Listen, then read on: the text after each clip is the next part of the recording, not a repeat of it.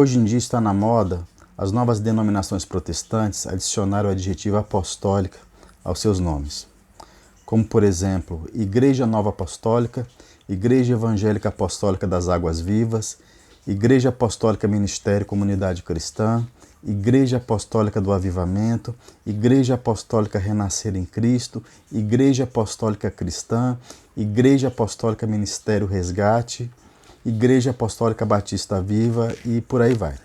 Mas será que toda igreja é apostólica? Será que toda igreja tem que ser apostólica? Será que toda igreja pode adotar para si o adjetivo apostólica sem detrimento do seu real significado? O Catecismo da Igreja Católica ensina o seguinte no seu capítulo 861.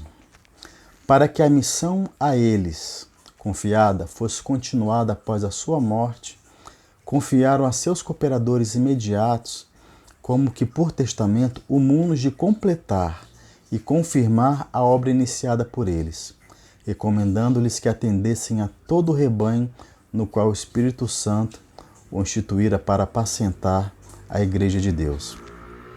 Constituíram, pois, tais varões e administraram-lhes depois a ordenação, a fim de que, quando eles morressem, outros homens íntegros assumissem o seu ministério. Aí adiante, no capítulo 862, assim continua. Assim como permanece o munus que o Senhor concedeu singularmente a Pedro, o primeiro dos apóstolos, a ser transmitido a seus sucessores, da mesma forma permanece todos os apóstolos de apacentar a igreja, o qual deve ser exercido para sempre pela sagrada ordem dos bispos. Eis porque a igreja ensina que os bispos, por instituição divina, sucederam aos apóstolos como pastores da igreja, de sorte que quem os ouve, ouve a Cristo, e quem os despreza, despreza aquele a quem Cristo enviou. Os protestantes, em contrapartida, alegam que nunca houve sucessão apostólica e que a Igreja Apostólica é simplesmente aquela fiel à doutrina bíblica. Afirmam ainda que a reunião dos fiéis é o que constitui a Igreja. Bem, a Bíblia ensina que nosso Senhor Jesus Cristo deu o governo da Igreja aos santos apóstolos. Quem vos ouve, a mim ouve, e quem vos rejeita, a mim rejeita, e quem me rejeita, rejeita aquele que me enviou, disse o Senhor em Lucas 10:16. Aqui vemos o testemunho da autoridade dos apóstolos sobre toda a igreja, dada pelo próprio Cristo. A Bíblia dá testemunho de que os apóstolos claramente escolheram sucessores, que por sua vez possuíram a mesma autoridade de ligar e desligar. A substituição de Judas Iscariotes por Matias, conforme Atos 1, 15-26, e a transmissão da autoridade apostólica de Paulo a Timóteo e Tito, conforme 2 Timóteo 1,6 e Tito 1,5, são exemplos bíblicos da sucessão apostólica. Além destes exemplos claros, há também os implícitos, como o caso de Apolo. Apolo era um judeu natural de Alexandria que conhece o verdadeiro evangelho em Éfeso, conforme Atos 18, 24-28. A Bíblia diz que Apolo foi levado aos discípulos de Cristo que se encontravam em Corinto. Vemos isso lá em Atos 19:1. São Paulo, ao escrever a sua primeira carta aos cristãos de Corinto, faz menção a Apolo. Vamos dar uma olhada. O apóstolo fala o seguinte: pois acerca de vós, irmãos meus, fui informado pelos que são da casa de Cloé, que há contendas entre vós. Refiro-me ao fato de que entre vós se usa esta linguagem: eu sou discípulo de Paulo, eu de Apolo, eu de Cefas e eu de Cristo. 1 Coríntios 1, 11-12. Ora, bem sabemos de onde surgiu Apolo e que ele foi enviado a Corinto, Mas o que ele está fazendo na igreja de Corinto? Ainda na esteira de São Paulo. Pois quem é Apolo e quem é Paulo? Simples servos, por cujo intermédio abraçastes a fé, e isto conforme a medida que o Senhor repartiu a cada um deles. Eu plantei, Apolo regou, mas é Deus quem faz crescer. Primeira carta aos Coríntios 3, 5 a 6. Notaram? São Paulo fundou a igreja em Corinto, mas quem cuidava desta igreja era Apolo. Ele era, no dizer do apóstolo, isso é, ele cuidava da igreja, ele regava a igreja, né?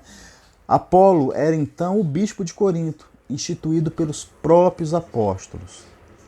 Apesar das palavras do apóstolo serem claras, isto explica porque os cristãos dissensores de Corinto, ao criar um partido, escolheram o nome de Apolo, que era o líder daquela comunidade, isto é, o bispo.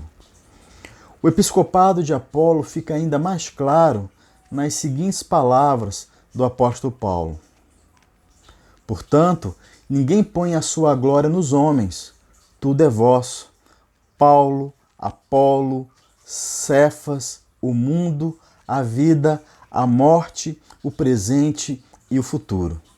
Tudo é vosso, mas vós sois de Cristo, e Cristo é de Deus. Que os homens nos considerem, pois, como simples operários de Cristo e administradores dos ministérios de Deus. Dos mistérios de Deus. 1 Coríntios 3, 21 a 22 e depois 4, 1. Veja como São Paulo coloca o ministério de Apolo em igualdade com o seu próprio e em paralelo também com o de Pedro. 1 Coríntios 4, 6. Veja lá também sobre isso. Vimos que a Sagrada Escritura, ao contrário do que ensinam os entendedores da Bíblia, não nega a existência da sucessão dos apóstolos, como meio de perpetuar de forma segura o ministério dos apóstolos. Ao contrário, ela afirma isso. Se estamos falando a verdade, devemos obrigatoriamente encontrar na história da igreja provas, né, dessa sucessão apostólica, de que ela realmente existia. Caso contrário, nós estaremos somente especulando sobre o que realmente existia na igreja primitiva, como erroneamente fazem os leitores da Bíblia. Vamos ver agora se encontramos na história da igreja alguma prova da existência da sucessão dos apóstolos. Clemente de Roma, o quarto bispo de Roma na sucessão de São Pedro, em sua primeira carta aos Coríntios, que é datada do ano 90 da nossa era, ele escreve o seguinte, lá na altura do parágrafo 42. Os apóstolos receberam do Senhor Jesus Cristo o evangelho que nos pregaram, e Jesus Cristo foi enviado por Deus. Cristo, portanto, vem de Deus, e os apóstolos vêm de Cristo. E as duas coisas em ordem provêm da vontade de Deus. Eles receberam instruções e, repletos de certeza, por causa da ressurreição do Senhor Jesus Cristo, fortificados pela palavra de Deus e com plena certeza dada pelo Espírito Santo, saíram anunciando que o reino de Deus estava para chegar. Pregavam pelos campos e cidades e aí produziam as suas primícias, provando-as pelo Espírito Santo, a fim de instituir com elas bispos e diáconos para os futuros fiéis. Isto não é algo novo. Desde há muito tempo a Escritura falava dos bispos e dos diáconos. Com efeito, em algum lugar está escrito: estabelecerei os seus bispos na justiça e os seus diáconos na fé. Ele faz uma referência aí a Isaías 60, versículo 17. Nossos apóstolos conheciam da parte do Senhor Jesus Cristo que haveriam disputas por causa da função episcopal. Por esse motivo, prevendo exatamente o futuro, instituíram aqueles de quem falávamos antes e ordenaram que, por ocasião da morte destes, outros homens provados lhe sucedessem no ministério. Olha só que interessante, né? Ainda no primeiro século, esse testemunho histórico sobre a sucessão dos apóstolos. Vejam que desde o início, então, do cristianismo, já se sabia que os bispos da igreja são sucessores dos apóstolos. Temos uma prova clara de que a sucessão dos apóstolos, pessoal, tinha como objetivo perpetuar o ministério dos mesmos apóstolos, já que a igreja deveria permanecer ainda na terra durante séculos. Portanto, ninguém pode se intitular bispo se não tiver recebido as sagradas ordens através da legítima sucessão dos apóstolos. E ninguém pode se intitular pastor da igreja se não tiver recebido a sagrada ordem pelas mãos de um bispo legítimo. A igreja apostólica é como um rio que possui a sua nascente na sucessão dos apóstolos.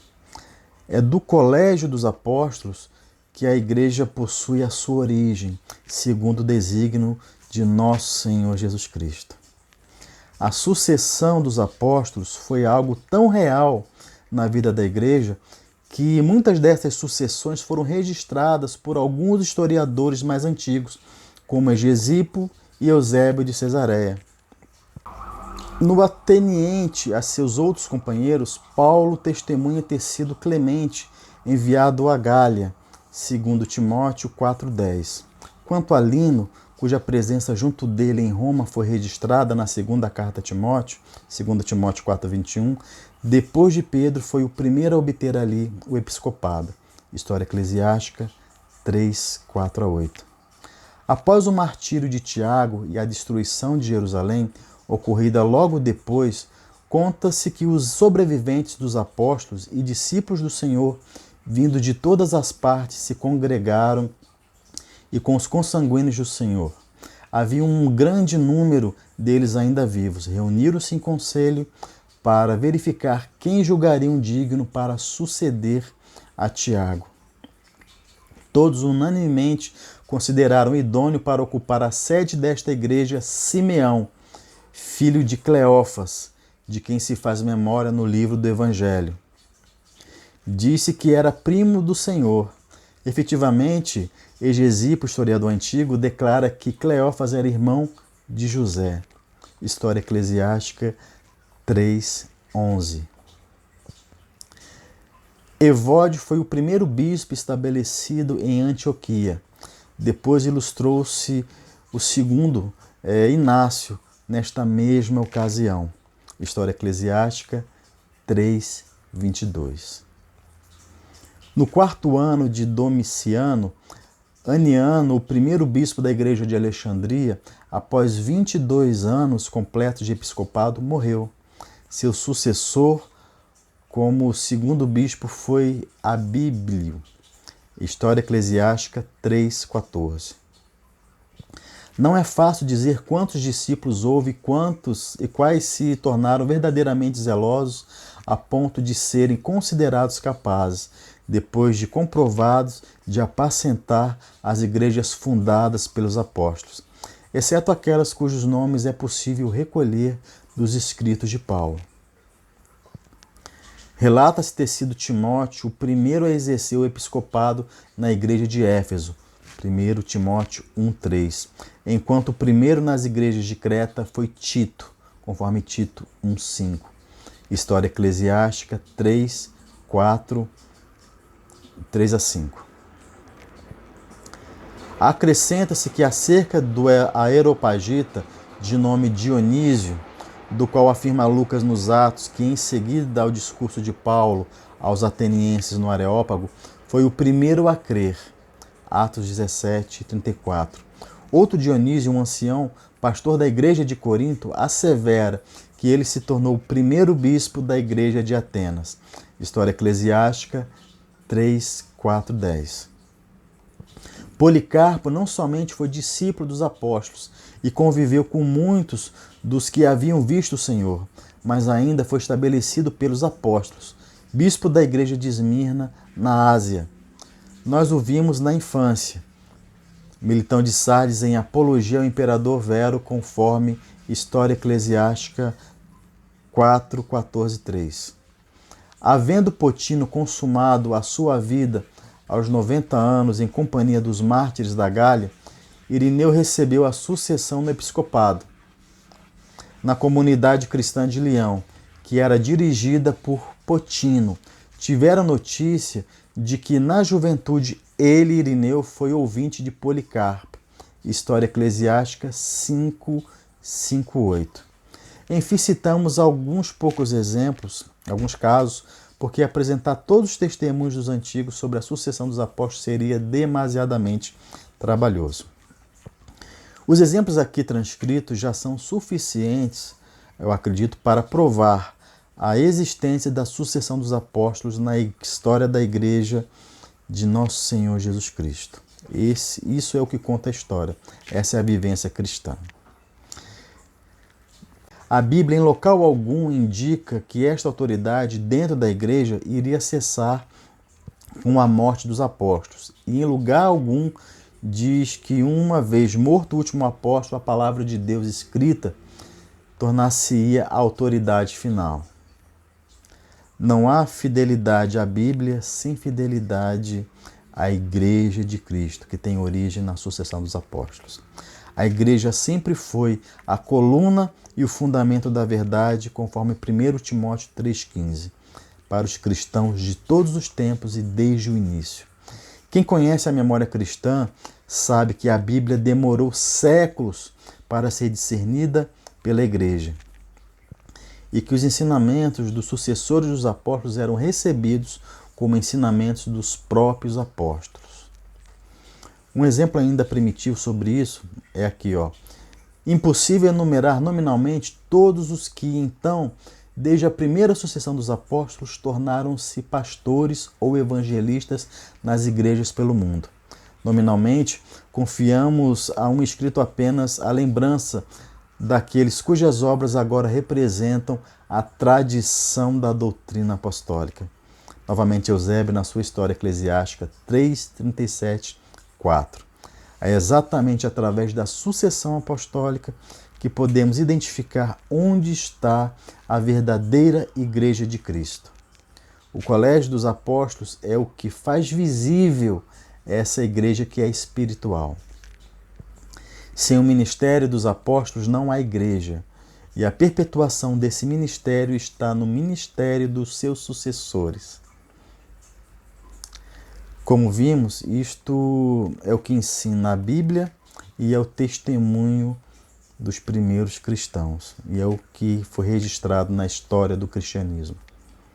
E em conformidade com toda a verdade, este é o ensinamento também do Santo Padre, o Papa João Paulo II, legítimo sucessor de São Pedro. Certa vez ele ensinou o seguinte: por último, a Igreja Apostólica, enquanto continua a ser ensinada, santificada e dirigida pelos apóstolos até o regresso de Cristo, graças àqueles que lhe sucederam no ofício pastoral, o Colégio dos Bispos, assistido pelos presbíteros em união com o sucessor de Pedro, o que é pastor supremo da Igreja. Para suceder aos apóstolos na missão pastoral, é necessário o sacramento da ordem, graças a uma série ininterrupta, desde as origens, de ordenações episcopais válidas.